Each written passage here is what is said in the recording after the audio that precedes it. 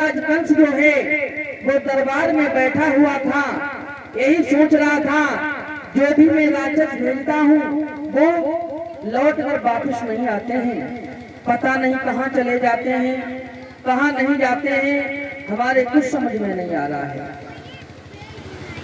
तब तक ब्रह्मपुत्र नारद दरबार में पहुंच जाते हैं और जाकर के बोले हैं, हे कंस, बड़े उदास मालूम पड़ते हो कि हे कंस राज दिन दिन तेरी क्यों दशा बिगड़ती जाती है।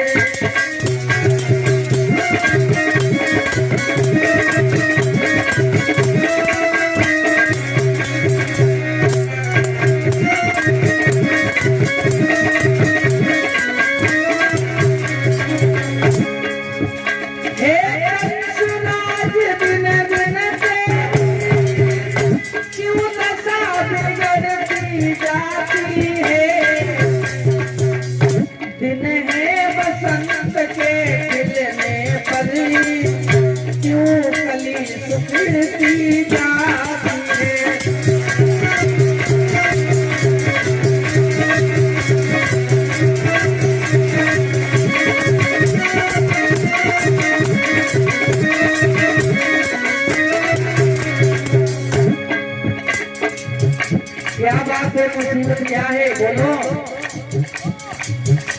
यदि कोई परेशानी हो तो दवा ले लो, और शंका हो अगर किसी दुश्मन की तो सेना है, जाओ हरा दो उसे। शंका हो जो दुश्मन की तो धावा करके हराई दो, जो अंदर से कठिन भलो डॉक्टर से दवा कराई जाओ।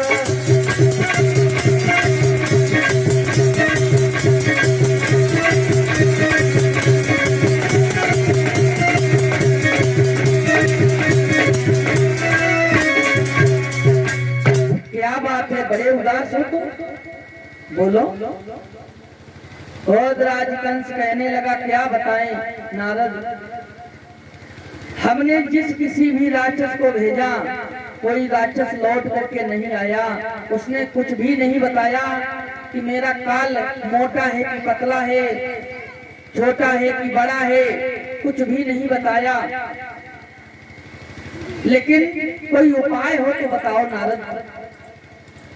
देव ऋषि नारद कहने लगे, तुम ऐसा करो, यमुना जी में कालिया नाग रहता है और कालिया नाग के पास ही कमल के पुष्प खिले हुए हैं, 2 छपनिया कमल के पुष्प उन ग्वाल वालों से मंगवाओ। किसी की अम्मा ने तो ना दूध पिलाओ जो कालिया नाग के पास जाए के वो कमल के पुष्प लेकर के आए। हाँ, अगर जाएगा तो मारा जाएगा, कालिया नाग वहां रहता है, केवल एक बूंद जल की अगर स्पर्श हो गई तो उसकी मृत्यु हो जाएगी, इतना जहरीला जल है वहां पर।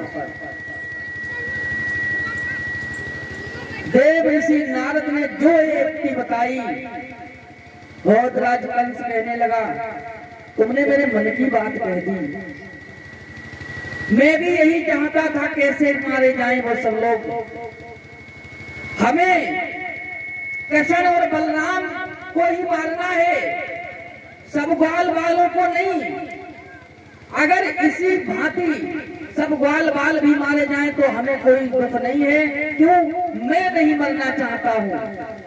वैसे तो और किसी को नहीं मारना चाहता हूँ, केवल कृष्ण और बलराम को ही मारना चाहता हूँ, लेकिन उनके साथ साथ ये भी मर जाएं तो हमें कोई दुख नहीं है, क्यों, मेरा काल मरना चाहिए, कोई मरे कोई जिंदा रहे।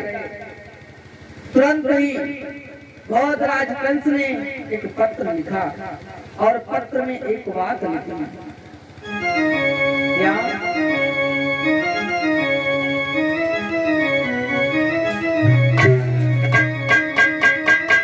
अरे श्री श्री सबलाए सबलाए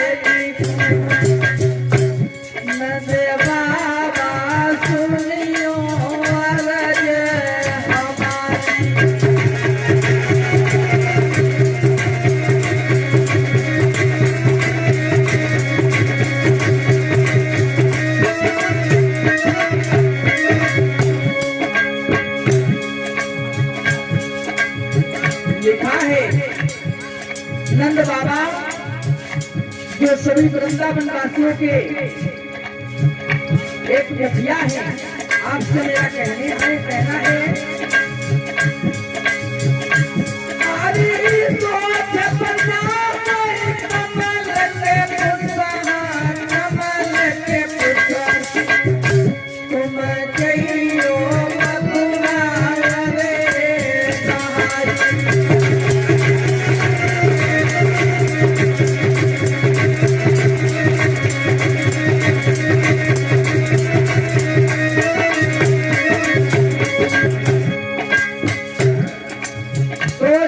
कमल के पुष्प लेकर के आने हैं और नहीं लाए तो मालूम क्या होगा। और इनकार करो, इनकार करो तो नहीं रहेगी फेरी तुम्हारी।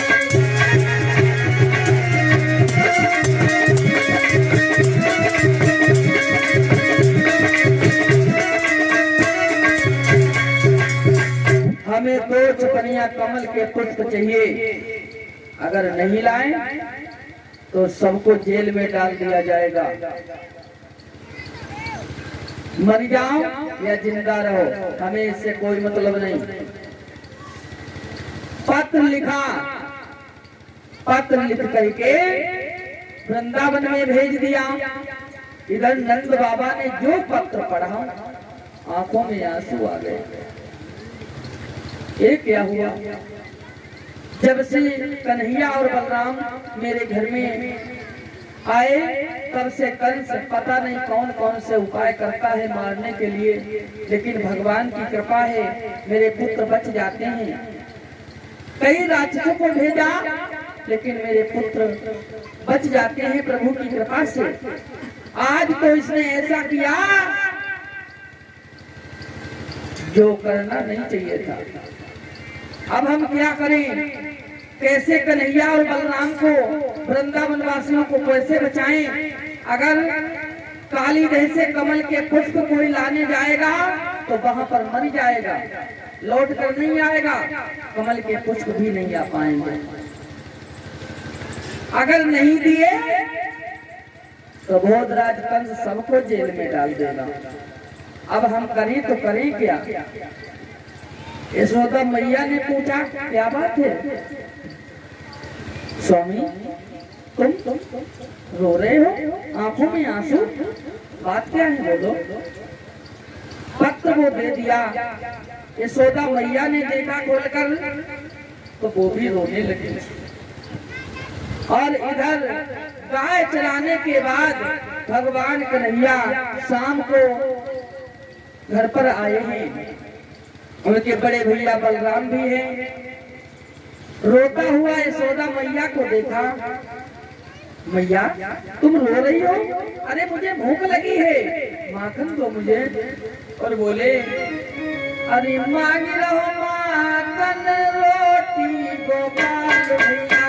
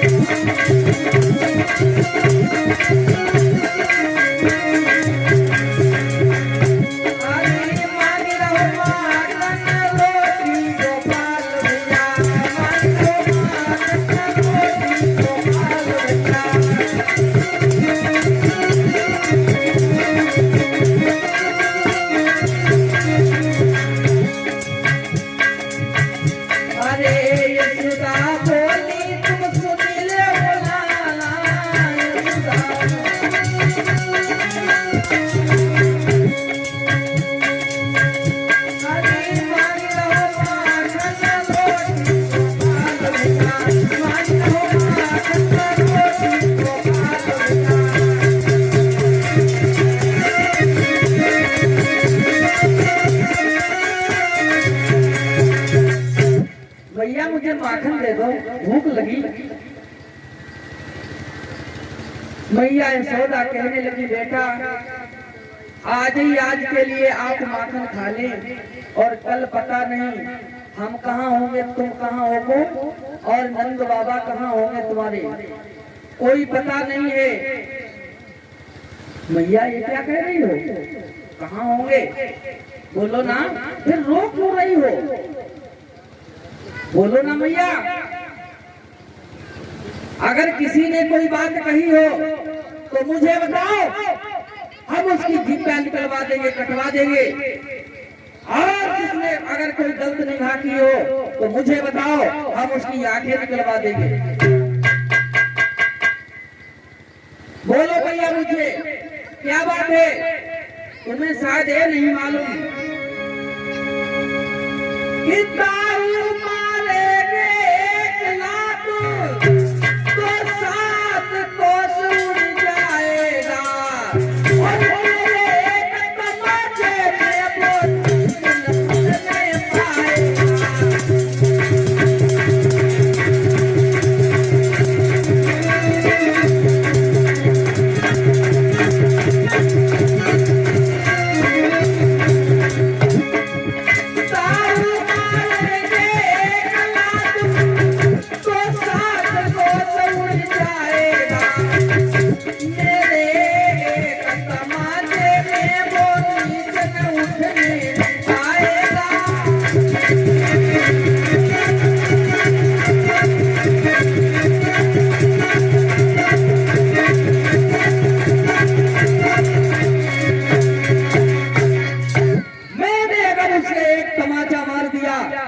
तो कमीन उठ नहीं पाएगा। किसने क्या कहा है? बोलो भैया।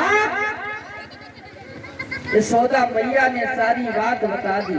कहा कि कमल के पुष्प कंस ने मंगवाए हैं। भगवान कन्हैया कहने लगे, ठीक है, हमें उसकी चुनौती स्वीकार है। कमल के पुष्प हम कल भिजवा देंगे उसे। इधर भगवान कन्हैया ग्वाल वालों को साथ में लेकर के यमुना के किनारे पहुंच जाते हैं। मनसुखा ने कही, आज ऐसा कर खेल रचाएं। कौन सो खेल रचाएं? दामा कान लगो, हमारे पास गेंद है। गेंद है? अच्छा, तो वो गेंद हमें लाओ।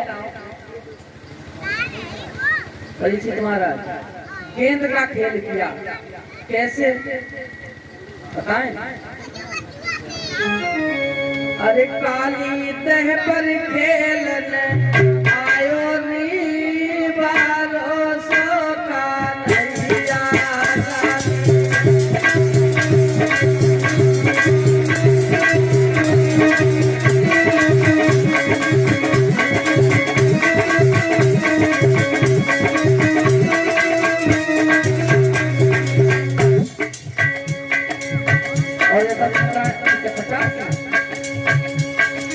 और एक क्या बताए, हमारी बहन की बात करती है,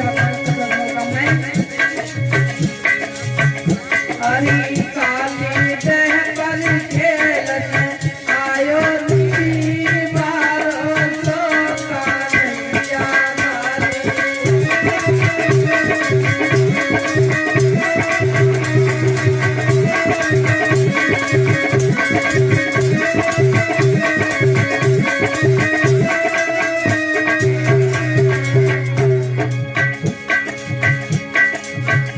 अरे काहे की पटके न बनाए, अरे काहे तो डंडा लायो नी बारो सो कान्हैया।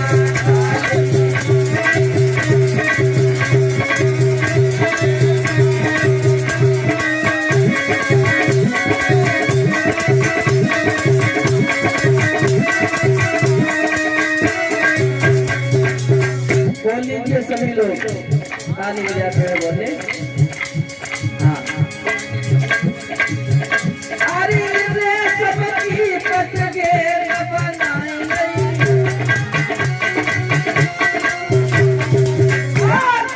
चंदन को डंडा लायो नी बारो सो कान्हैया। आयो नी बारो सो कान्हैया।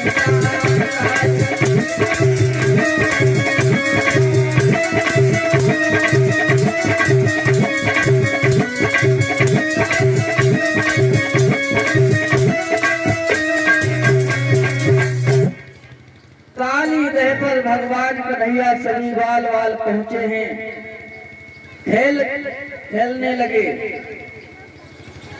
सब ग्वाल बाल जो है यमुना के किनारे खड़े हो गए। भगवान कन्हैया अकेले दूसरी तरफ खड़े हो गए, विपरीत दिशा में।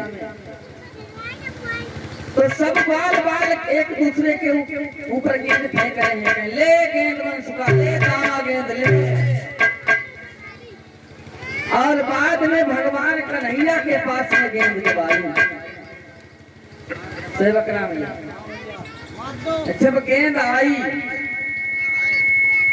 तो भगवान कन्हैया ने जब गेंद उठाई और सब ग्वाल वालों को सुनाए कि कही मनसुखा ले गेंद, जैसे ऐसे करी गेंद जो होती वो तो ऐसे कर लो, हाथ ऊपर पेच करी गले ना पकड़ गले।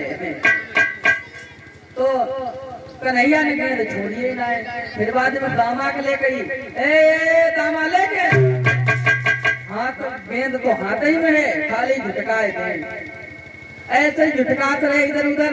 बाद में भगवान कन्हैया ने गेंद ली और सब ग्वालों के बाहर दूर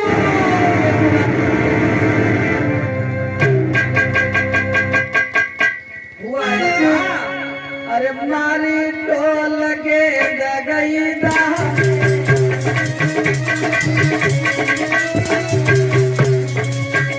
अरे मारी टोल गेंद गई दाने,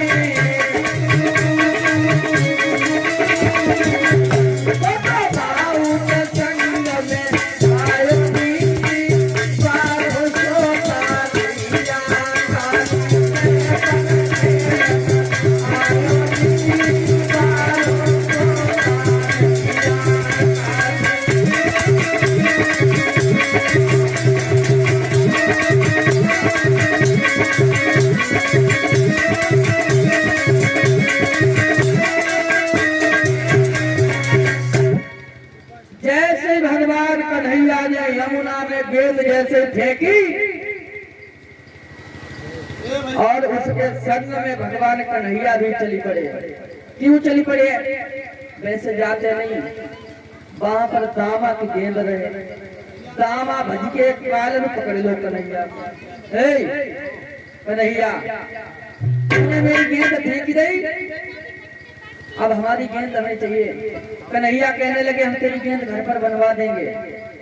घर पर नहीं, हमें अभी गेंद चाहिए, वही गेंद चाहिए और हमें कोई गेंद नहीं चाहिए। कन्हैया कहने लगे अरे गेंद मिल जाएगी, क्यों परेशान है। भगवान कन्हैया का पीतांबर पकड़ लिया और कहने लगा दामा हमें गेंद चाहिए और गेंद अभी चाहिए। भगवान कन्हैया कहने लगे मेरा पीतांबर छोड़,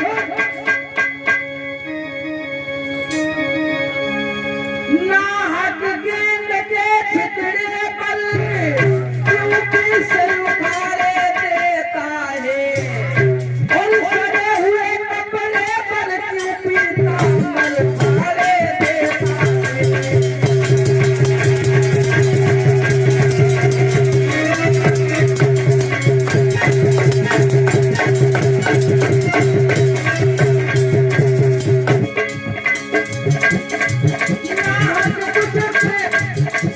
बोले हैं भगवान कन्हैया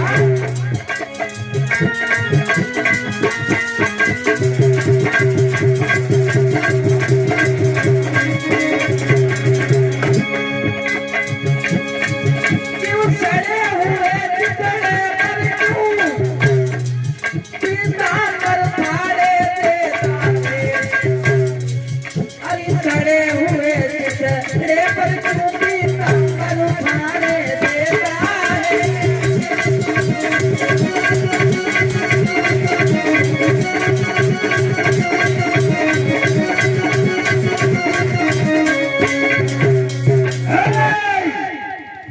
गेंद की बात कर रहा है, जा रहा हूं मैं अभी गेंद लाने के लिए, कहीं भी तेरी गेंद होगी हम तेरी गेंद लेकर के आएंगे, हमें छोड़। दामा ने छोड़ दिया। भगवान कन्हैया भागते हुए गए और कदम के वृक्ष पर चढ़े और जाकर के यमुना में छलांग लगा दी।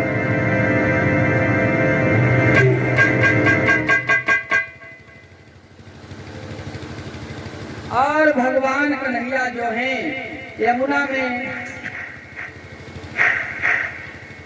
जब घुसे हैं, धीरे धीरे काफी दूर अंदर निकल जाते हैं। बाद में भगवान कन्हैया वहीं पर पहुंचे हैं जहां पर कालिया नाग सो रहा है। कालिया नाग की जो नागिनियां थी, उन्होंने देखा बच्चा बहुत सुंदर है, लेकिन ये यहाँ क्या करने आया, मौत के मुंह में आ रहा है। ये अच्छा हुआ हमारे पति सो रहे हैं। जाकर के कन्हैया के पास में पहुंच गई और कहा, बेटा तुम यहाँ क्या करने आए? भगवान कन्हैया कहने लगे, हम यहाँ घूमने के लिए आए। घूमने के लिए? ये कोई पार्क है, बगीचा है, फूल तोड़ने चले आए थे? भगवान कन्हैया कहने लगे, हमें कमल के पुष्प ही जरूरत है और मेरी गेंद यहाँ गिर गई है, हम गेंद लेने के लिए आए हैं। नागिनियां कहने लगी, गेंद तो मेरे स्वामी के पास में गिरी है और उनके पास जाना किसी के बस की बात नहीं है। तुम बेटा ऐसा करो, तुम लौट जाओ, घर लौट जाओ, नहीं तो तुम्हारी मैया रो रो के मर जाएगी। यहाँ पता नहीं तुम कैसे आ गए, और आ गए तो लौट जाओ। क्यों मरने के लिए आए हो? हमारे स्वामी ये अच्छा है, सो रहे हैं। अगर कहीं जगते मिल जाते तो तुम अभी यहाँ पर खड़े भी नहीं होते, कब के मर चुके होते। लौट जाओ बेटा। भगवान कन्हैया कहने लगे, नागिनियों